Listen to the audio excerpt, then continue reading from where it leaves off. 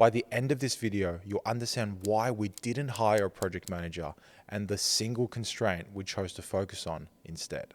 I'm Charlie. I run a cabinet making business in Melbourne where we focus on 6- and 7-figure joinery packages with little margin for error.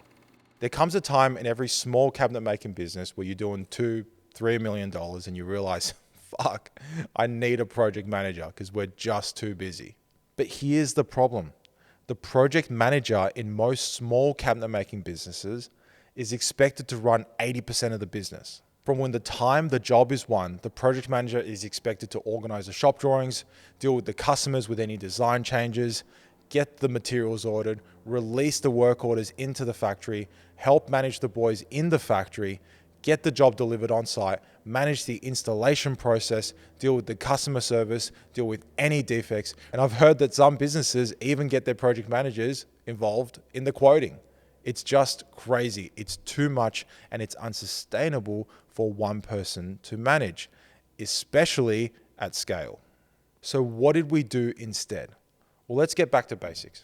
As a cabinet making business, our goal is to make money by making the best use of our productive capacity.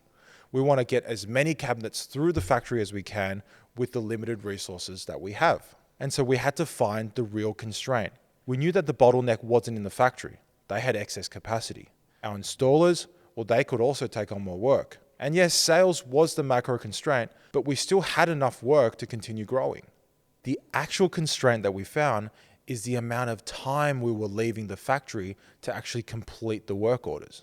Once the final production drawings were done and the materials were in the factory, they often didn't have enough time to actually do the work.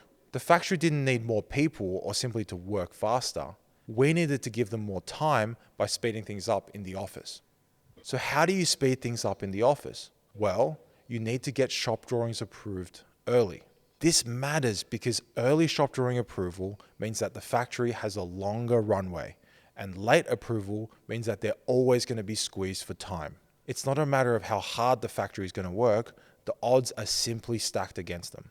So instead of hiring a project manager to run the business, we created a design coordinator role focused on one thing, which is getting jobs approved and into production as early as possible. As the design coordinator, Mark's scope is to understand the design intent, pass that on to the drafting team to produce and submit shop drawings, get those shop drawings approved before the engineering team can release that work order into the factory.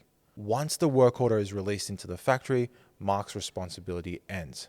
He is not involved in the fulfillment of the work order from that point onwards. It's narrow, it's focused, and is there to get a very important job done, which is to make sure that the materials are on hand, the information is complete, and sufficient time is allocated to the work order. That's what we call the perfect release, and it's what Mark is optimizing for. To understand why this works, let's look at what we've done in the past. 2 years ago, we made a very intentional decision to separate our drafting and engineering teams.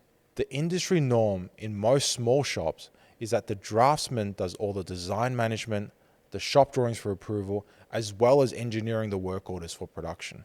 This creates a split focus across 3 very important but now fragmented processes. Our approach is that drafting is a function of project management, there to distill the client's design intent into a production-ready scope.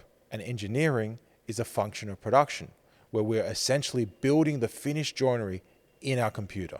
This has proven to be incredibly fruitful for producing more consistent outcomes from start to finish. The commonality between our drafting, engineering, and now design coordinator role is they carry a narrow scope and create an environment for focus. As Mark becomes more proficient and expands his capacity, I'll be stepping further away from design management.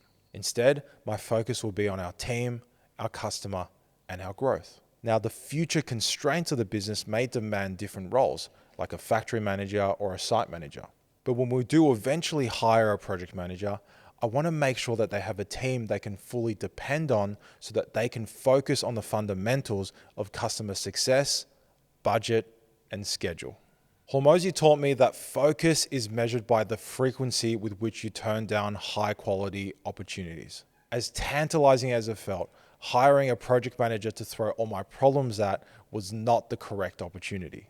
I cannot expect my team to do one or two things exceptionally well if they're expected to focus on 10 other responsibilities.